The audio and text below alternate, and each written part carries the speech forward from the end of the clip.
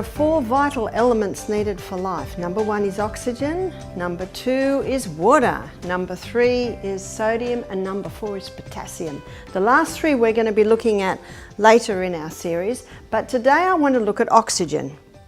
Let's have a look at the effect of oxygen in the human body.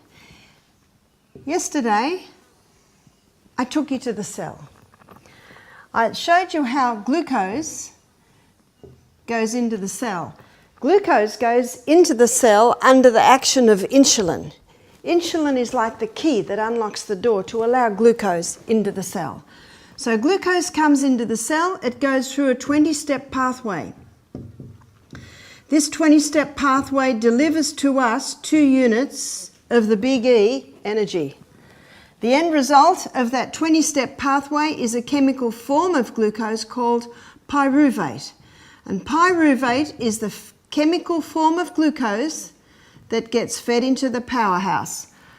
Called the powerhouse because this 8-step pathway delivers to us 36 units of energy. Whoa. And isn't that what everyone wants today? Energy. As I showed you yesterday, this pathway gives us 36 units of energy because it's an aerobic pathway, meaning it uses oxygen. So this is the aerobic pathway. Whereas the 20-step pathway, it's called an anaerobic pathway because it produces energy without oxygen by the process of fermentation. What a difference oxygen makes. The most powerful way to oxygenate the body is exercise. Such an important subject that I'm going to devote another lecture to exercise. But today I want to look at all the other things that influence oxygen going into our body. First of all, let's make a list of the effects of oxygen on the body. Oxygen vitalizes. Oxygen invigorates. And you can see why when you have a look at these pathways. An incredible difference oxygen makes. Oxygen electrifies. That's how you're going to feel when every cell in your body is running on oxygen. Oxygen does something else too. Oxygen soothes the nerves. And we need nerve soothers. If you could put it into a bottle, you'd make a fortune, wouldn't you? And there is a name given for lack of oxygen in the body. It's called chronic fatigue syndrome. Chronic fatigue syndrome has one cause, and that is lack of oxygen. Now, there may be 100 causes for that lack of oxygen, and some of those we're going to have a look at today. So this is what oxygen does, and you can see why when you look at the energy cycles in the cell. 36 units of energy. But what are the symptoms of lack of oxygen? Medicine calls it hypoxia. Hypoxia basically means lack of oxygen. Fatigue. The person feels like they've climbed a mountain and all they've done is got out of bed. Lethargy, can't even get out of bed. Nausea, not the only cause of nausea, but it is one of the symptoms of hypoxia. Headache, not the only causes of a headache, but it is one of the symptoms of hypoxia. The most severe signs of hypoxia are blue top lip, blue fingertip. You see, when blood goes through the lungs, it picks up oxygen like a little parcel, and it gives the blood a bright red colour. So when the person's lacking oxygen, their blood has actually a bluish colour. That's the blue top lip, that's the blue fingertips. I find that many people I meet today are drifting in the haze that lies between optimum health, they're not actually jumping out of their skin with energy, and sickness. They're not actually bedridden, they're in the middle. How many people, when you ask them today, how are you? How many say, all right, Not too bad. What does not too bad mean? Not too good. How many people, when you ask them, how are you, say, fantastic? You'd almost go, what's the matter with him? It's sad, isn't it? And age has got nothing to do with this. When I came close to my 50th year, I was shocked at how all my friends were going, oh no, 50. Age has got nothing to do with this. We should feel fantastic every day of our life. And you can see for what I showed you in the cell, one of the reasons is simply lack of oxygen. So let's have a look at the things that influence oxygen going into our body. One is the air that we're breathing. Have you heard of negative ions? Negative ions are electrically charged oxygen molecules. Where do you find negative ions? You'll find negative ions wherever you find moisture, movement, and air. You see, water droplets pass through the air, giving off negative ions. So where do we find water or moisture, movement, and air? The thunderstorm. So negative ions are found, and again, the negative ions is referring to the negative charge. Thunderstorms. You'll also find negative ions. Again, we're looking for moisture, movement and air. Waterfalls. You'll find negative ions by the sea. So the ocean waves are also creating negative ions. And I think we can all identify the smell in these areas. If we had earplugs in and eye patches on, we would know by the smell of the air. You'll also find negative ions in the pine forest. Negative ions are given off by trees, but the pine is far more. You just think about it, you've got probably 18 little needles of a pine tree compared to the leaf of one other tree. So you've got this massive surface area, and every leaf is always giving off oxygen. Always a little bit of moisture. If you look in the early morning in the bush, you'll see mist rising up out of the gullies, given off from the trees. And you only have to have the slightest breath of wind, and because the pine needles are so light, you'll get a little movement, whereas the other trees are hardly moving at all. That explains why the pine forest has more negative ions in it than other forests. On the other hand, we've got positive ions. Positive ions have more carbon dioxide in their molecule than oxygen. So where do you find the positive ions? You'll find the positive ions before the thunderstorm.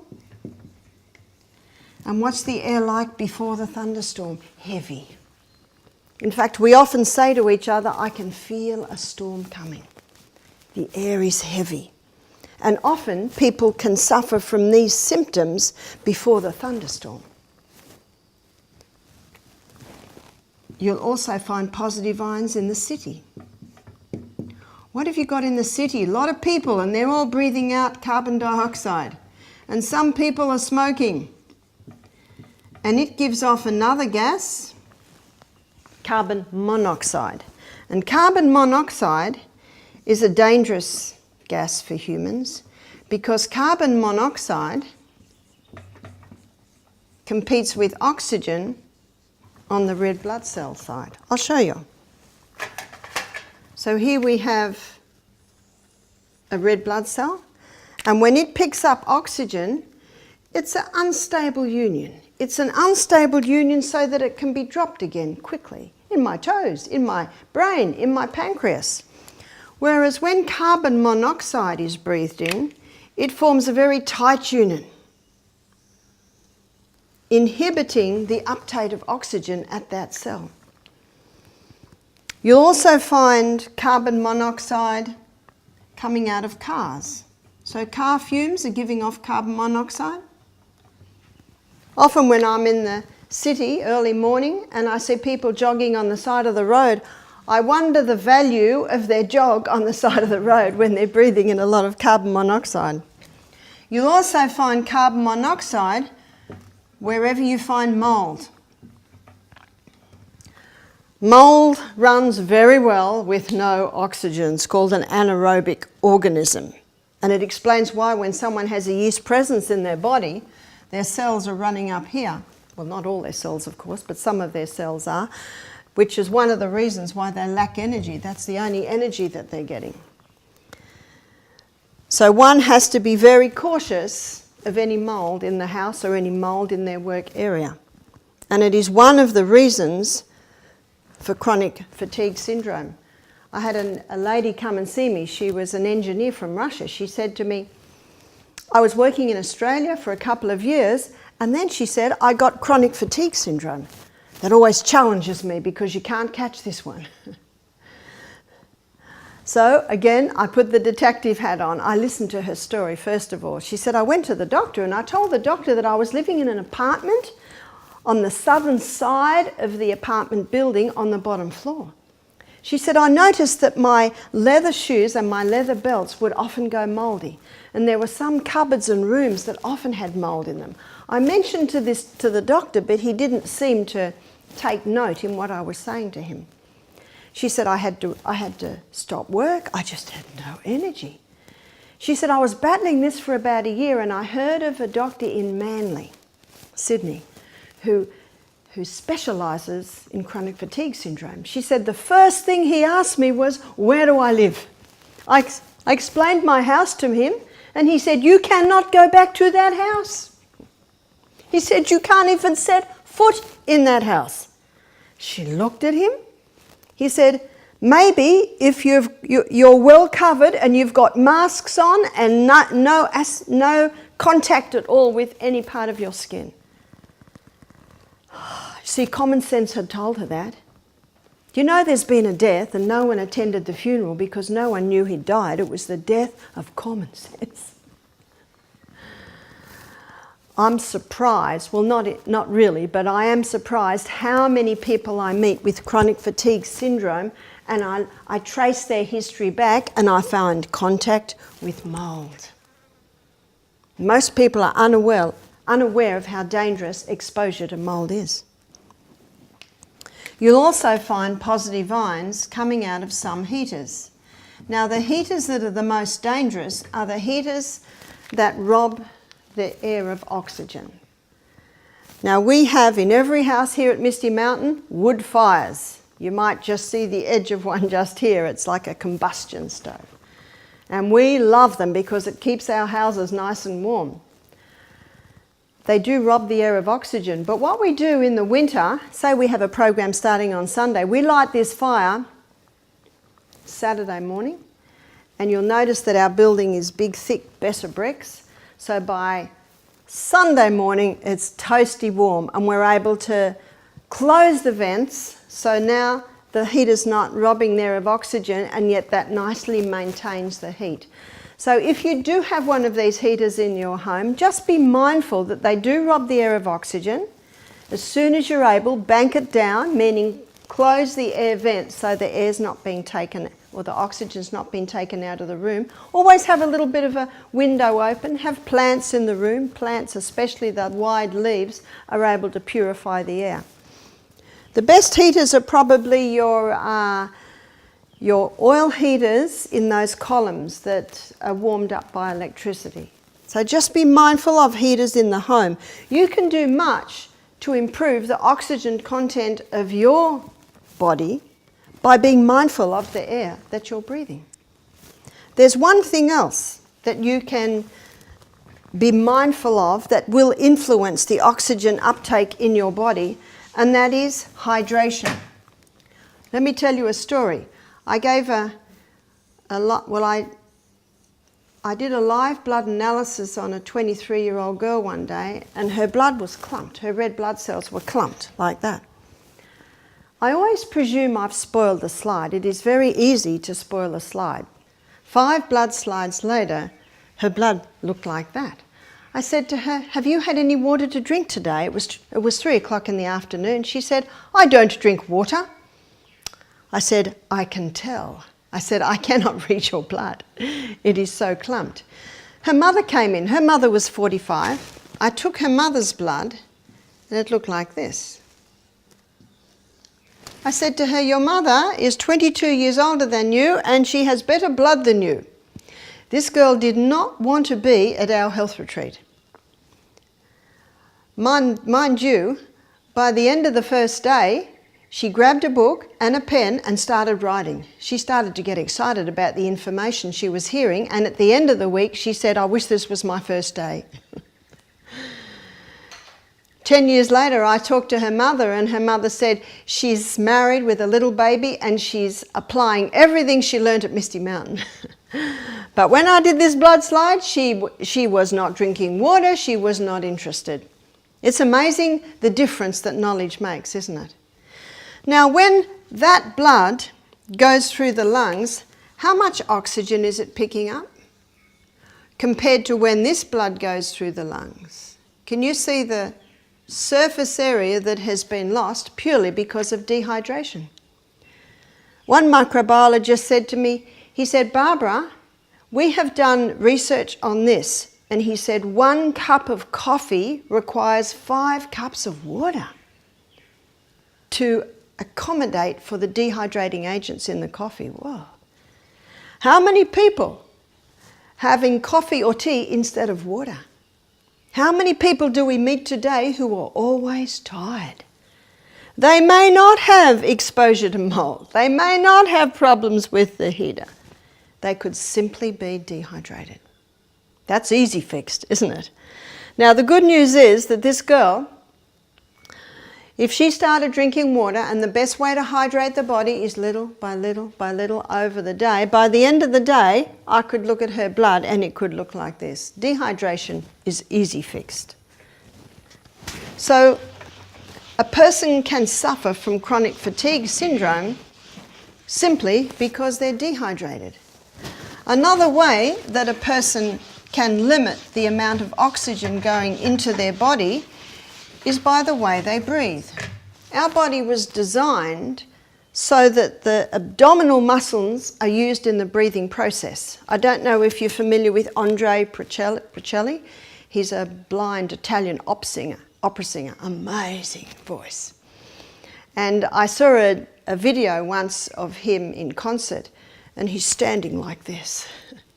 You see, when you learn to sing, your teacher teaches you how to breathe with your abdominal muscles, because you cannot hold the note, you cannot get the tone. Obviously with Andre, there's a little bit of training there, but sometimes he'll sing a note and you think, how can he go much further? And he'll go up onto a higher note and go a little bit longer. Yes, that is training, but he has trained not only his chest and throat, but mainly his abdominal muscles.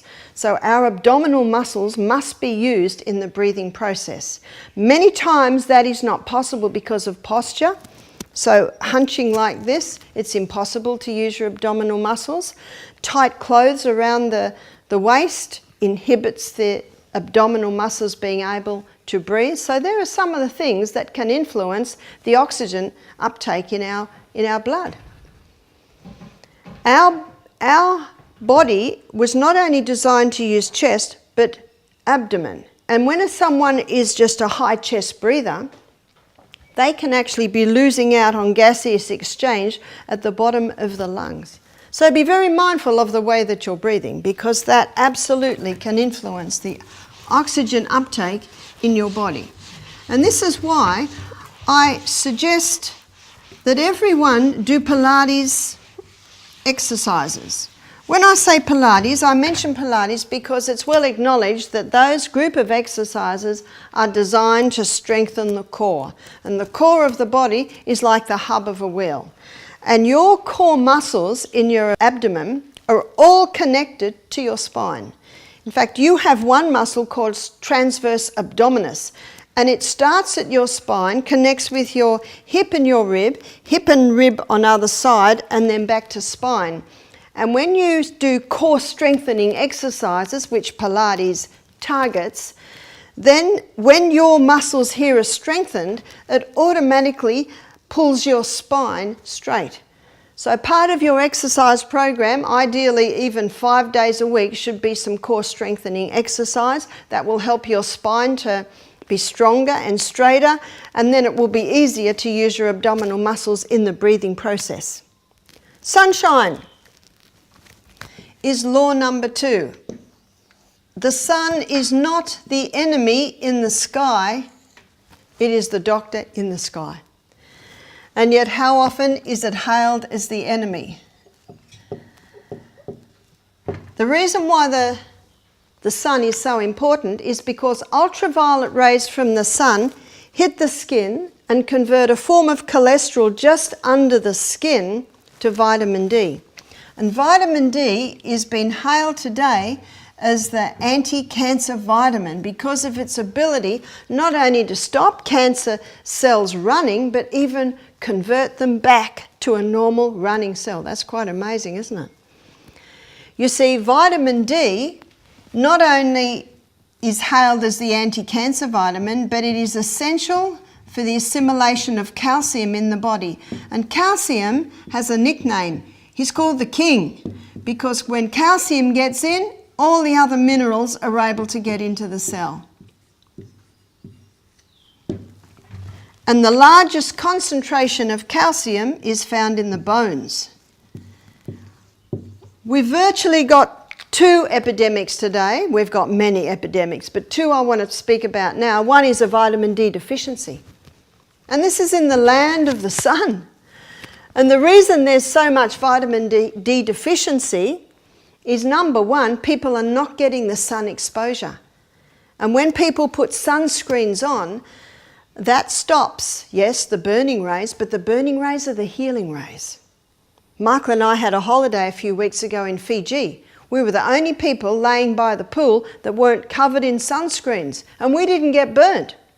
By the way, we noted some very burnt bodies.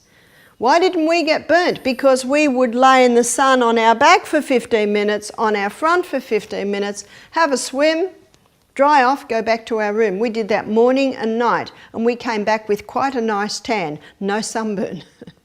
It's just using your common sense. If you have to be out in the sun for a long time, put a big hat on and just cover your skin. What about sunscreens? What's the problem with sunscreens? Sunscreens contain something like, say, zinc oxide, which is not toxic, but it is brought down to nanoparticles, and nanoparticles are barely measurable. And they do that so that it goes into a cream form and it can be nicely smoothed on the skin. But they're finding these nanoparticles in marine life. And they do not know at this stage whether those nanoparticles can get through the blood-brain barrier. Not a lot is known, but it is suggested that one of the contributing factors for the demise of our Great Barrier Reef is the amount of Aussies that are swimming in the water with sunscreens with these nanoparticles in them. If we're wise with our exposure to sun, we do not need to put sunscreens on. One lady said to me, my little girl's at preschool and they will not let her go outside unless she puts sunscreen on. So my suggestion is to get a little tube of sunscreen and empty it, and then get some aloe vera gel and suck up the aloe vera gel into the sunscreen tube and send that with the child. Isn't it lying? No, it is not lying because aloe vera has a natural sunscreen in it. It's not going to stop you burning if you're out there for hours. And ideally, when your little one is home, she spends quite a bit of time outside. She develops a nice tan. And that's one of the best protections against sunburn, of course, is a tan. And only little by little can you develop this tan. My daughter in America has 5 children. She never puts sunscreen on them, and by the end of summer, they are golden brown. One of the big contributing factors to skin cancer today is vitamin D deficiency. Research is showing that vitamin D deficiency is contributing to skin cancer.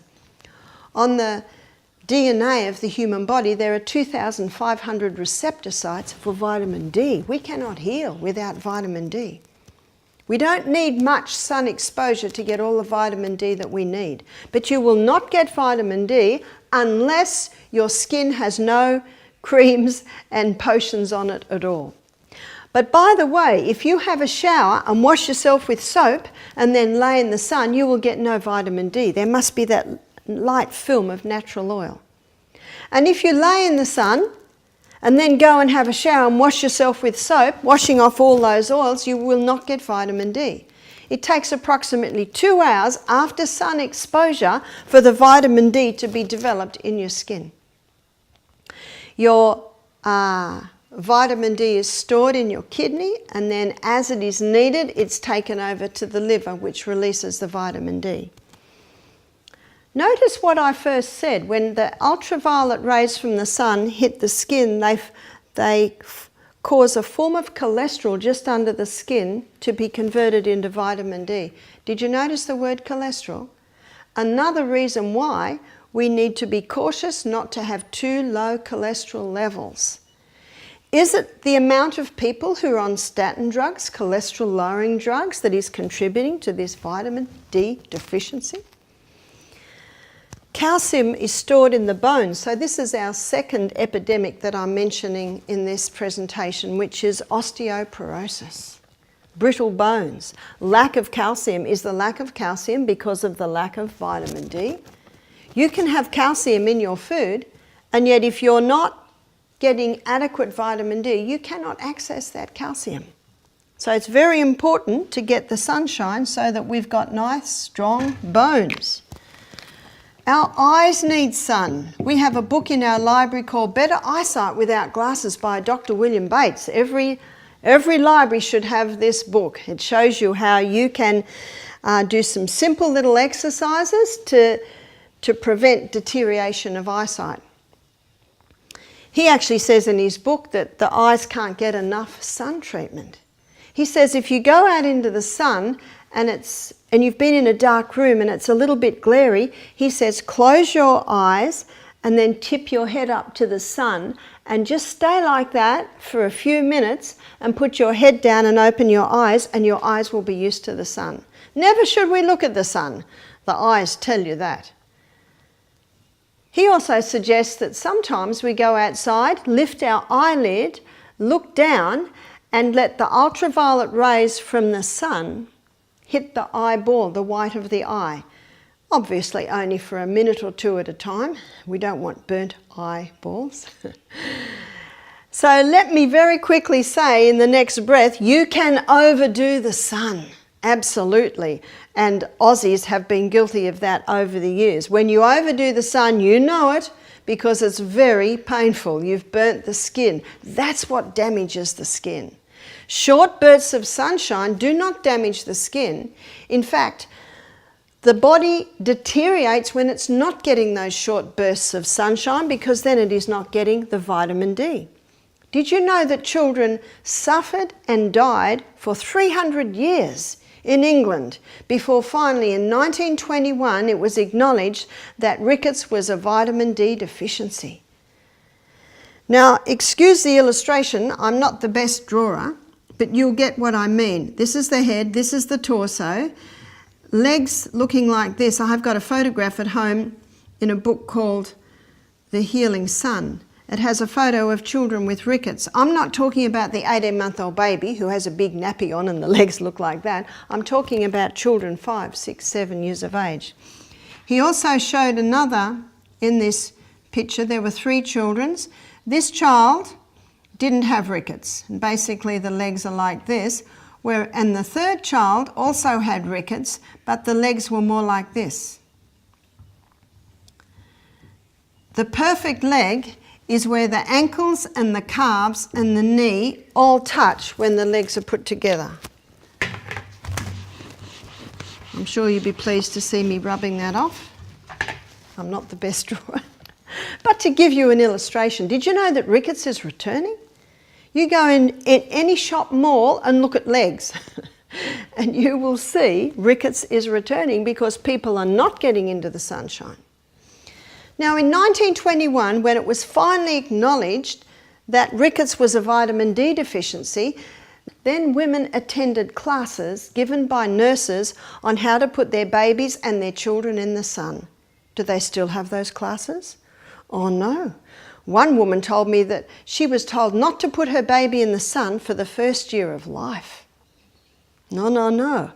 I know when my babies were little, I used to give them sun kicks. You know, you'd put a little bit of shade from about their chest up and take their nappy off and let them kick in the sun. My babies were as brown as berries. That's a healthy glow. They weren't sunburnt. I was very cautious how little by little I had sun exposure with them. You see, we've almost gone from the one extreme to another extreme. Aussies have been overdoing the sun, now they're underdoing the sun. There's a balance in the middle. The sun is not the enemy in the sky. It can be overdone. But now, Aussies are underdoing it. So we need that little bit of sun. It was estimated in 1890 that 90% of children living in North London were suffering from rickets. Again, a vitamin D deficiency. Your eyes need sun. About 10 years ago, a group of scientists discovered a receptor site on the eye, on the retina. It was called melanopsin. They gave it the name melanopsin. And melanopsin is an absorber of blue light. And the highest source of blue light is the sunlight. And they found when brains had adequate amount of melanopsin, they were able to solve mathematical problems easier, their tactical reasoning increased, all because of the eye's exposure to the sun. Melanopsin is not involved in sight, and yet it's a receptor site on the retina. You see, our eyes are an extension of our brain. And our brain needs sun. And our brain gets the sun through our eyes.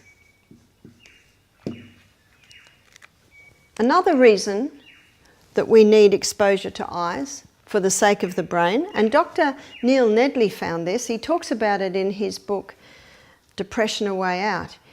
He explains how he found that 80% of depressed people, their circadian rhythm was out. Circadian rhythm, what's circadian rhythm? Circade is Latin for a round day. So the circadian rhythm basically is the rhythm of balance in the brain. And it is the night and dark signals that actually bring that balance. And he found 80% of them, their circadian rhythm was out. And his advice to reset the circadian rhythm was to allow the eyes to be exposed to 1 hour of early morning light. He said there is something in that early morning light that when our eyes are exposed to it, it resets the circadian rhythm. Now, doesn't God paint a magnificent picture morning and night? It's almost as if He's done something so that our eyes are drawn to the sun rises and the sun sets. And science now proves the value of this, the value of allowing your eyes to observe the early morning. And the early morning light is the most powerful. A little bit also happens in the setting sun. He said that early morning exposure of the eyes resets the circadian rhythm in the brain. Light and dark signals are fed through the optic nerve to a control center in the brain where our body clock is located, and our body clock communicates with the pineal gland. And the pineal gland, it helps us sleep at night. The pineal gland releases a hormone called serotonin, and that's why on a sunny day we feel so good, because our pineal gland is being activated by the sun's rays going through the eyes and making us feel better. So it's excellent news for someone who is challenged with depression. And the latest figures are this: 50% of Australians are or will suffer from mental illness, some form of mental illness. They're alarming figures. Is it because Aussies are going to bed too late? Is it because they're not catching that early morning light? Is it because they're not getting enough vitamin D? I don't think it's the only cause, but I think it's definitely a contributing factor in the mental illness that we're seeing. So as you can see by my illustration, we need sun. Our brain needs sun, our eyes need sun, our bones need sun, our skin needs sun. And our bones get our vitamin D from the sun through the skin, and our brain gets the ultraviolet rays through the eyes. So all are important. So the next question I'm often asked is, what about sunglasses? Well, I never say never to sunglasses. If I was going to be snow skiing and we've got white powder, blue sky, strong sun, I'd wear sunglasses because the eyes can burn. And if I was driving in the city with the glare of the other cars, the glare of the cement buildings, I may consider wearing sunglasses. But as a rule, we should not wear sunglasses. If we go out into a very hot sunny day, our eyes are assessing the strength of the sun, the heat of the sun, and it gives a message to our brain. And our brain then shuts up little receptor sites on our skin to prevent us burning too badly. Obviously, overexposure to the sun, nothing's going to prevent burning. But if we go out into the sun and we have sunglasses on, can you see messages are not getting to the brain because of the sunglasses? So a person can burn a lot easier if they've got sunglasses on. Again, I never say never, but our eyes were designed to cope and adjust to the sun. See, we've got amazing eyes. You just have a look at them. They're set in this bony structure, so if anything hits the eye, the bony structure protects it. We've got these eyelashes there that you only have to get a little bit close and the eyelashes start to close. That protects things going into the eye. But not only that, in the eye, it's surrounded with a lot of a mucus, so that if anything does get in, it is trapped in the mucus. But something else is amazing, and that is that anything that touches the eyeball, in the majority of cases, it ricochets off. And this happened recently. My daughter lives in America, and the little boy across the road had a little BB gun. It has little pellets, and he was trying to shoot flies, apparently, and his little sister got in the way. Do you know that little bullet, little pellet, it went through her eyelid, hit the eyeball and ricocheted back off again, and it came out through the hole that it had made when it went through the eyelid. They of course took her to the doctor and they assessed the eye, they did a lot of tests, and they said, it's a little bruise, she's got to lie down for a few days and she will totally recover. So what an amazing eye we have. It's a very important part of the body, and people don't realise that it is connected to the brain, and the brain gets many substances, messages, and absolutely ultraviolet rays are important for proper brain function, and they come in through the eyes. That's why if you wear glasses, you should spend some time every day not wearing your glasses. Again, I never suggest you look at the sun, but just being outside, the ultraviolet rays from the sun are going in through the eyes and giving messages of many sorts to the brain. When you get those messages through the eyes to the brain, you sleep better at night. Not only do you sleep better at night, but you also have better brain function in many areas, as I have just touched. But very important that the eyes have rest. When do the eyes rest? Well, in our next lecture, I'm going to show you that the eyes must rest between certain hours in the night. We've got daylight saving at the moment, so those hours are between 10 p.m. and 3 a.m. every night. One of the many reasons eyes are deteriorating today is because they're not getting the proper rest. We need to be closing our eyes and going to sleep every night. And there is a price to pay for our eyes experiencing flashing lights, moving things at a time when they should be sleeping. It's quite alarming how many people are wearing glasses today, isn't it? And it's very alarming how many children are wearing glasses. I mentioned eyes being exposed or overexposed to small screens. A friend of mine went to see an eye doctor. This is about 15 years ago, and he was about 90 then, so maybe he's not with us. But he said something to her. She was complaining about her lack of eyesight.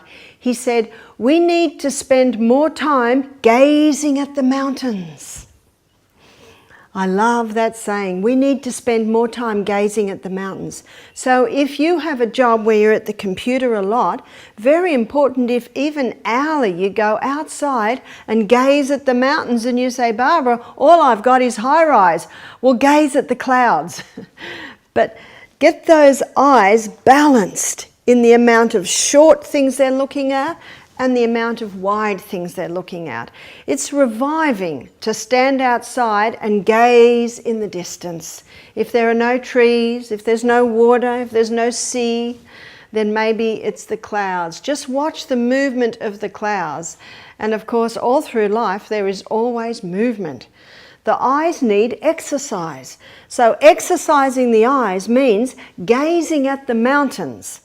And forgive me as I give this maybe silly illustration of how you can strengthen your eyes. So you turn one way on one foot and you focus on one point. And then you turn another way and you focus on another point, standing on one leg.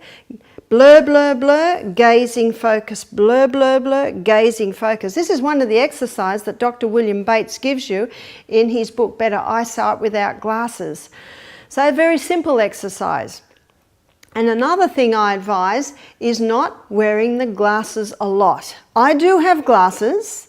They're only a 1.550 magnification, and I use them when I'm reading small print, maybe in the morning or at night. But ideally, if I have small print I want to read, I'll go to the sun or I'll get a light and target it on there.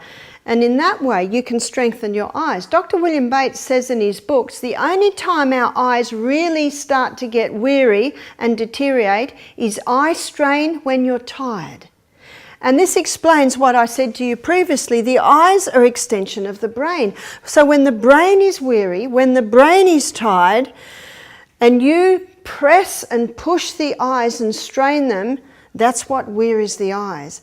Eye strain when you are not tired. Eye strain when your brain has been well slept and your eyes well slept, then your eyes are strengthened. So they're simple things to remember. Yes, I have my glasses in my bag if I need them, but I will always go to the sunshine because sunshine straight on small print, you can see it quite well.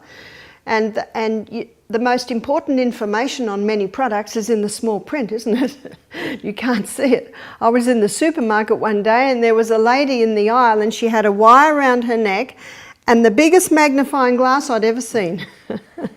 And she was reading all the small print. It's like on, your V drinks, your energy drinks, Red Bulls, Mother.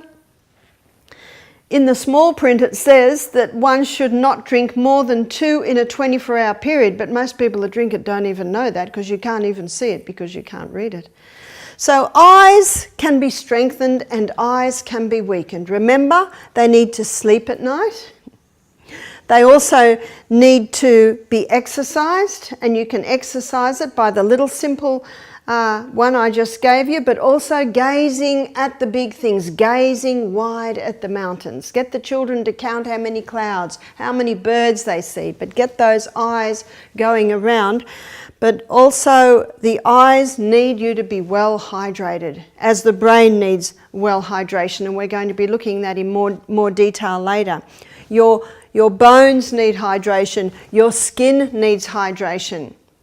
Not only do you need the good fats, and you need to make sure that your cholesterol levels are nice and high to access your vitamin D, but your skin dries out and you don't have that moisture in the skin that the sun needs to convert, or to touch that cholesterol to convert it to vitamin D.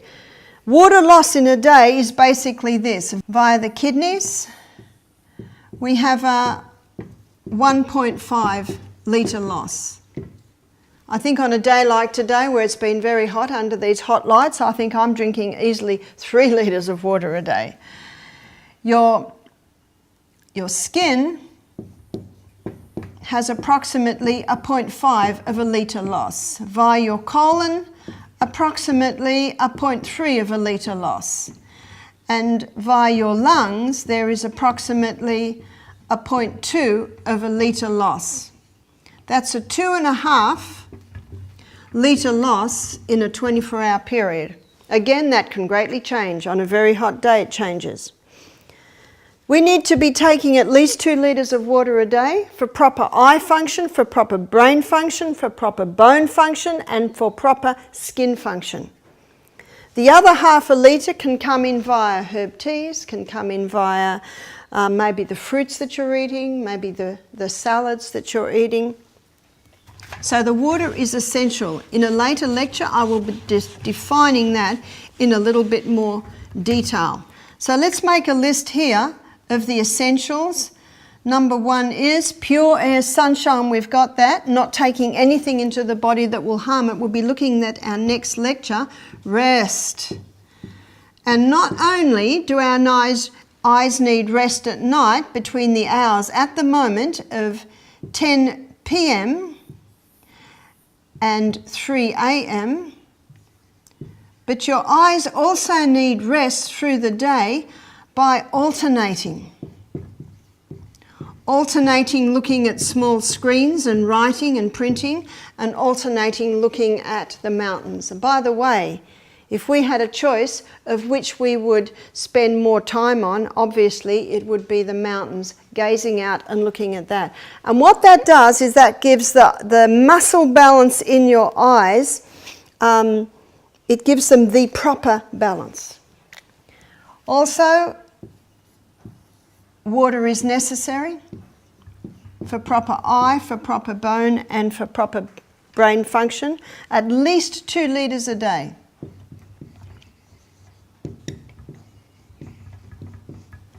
And number 3, exercise.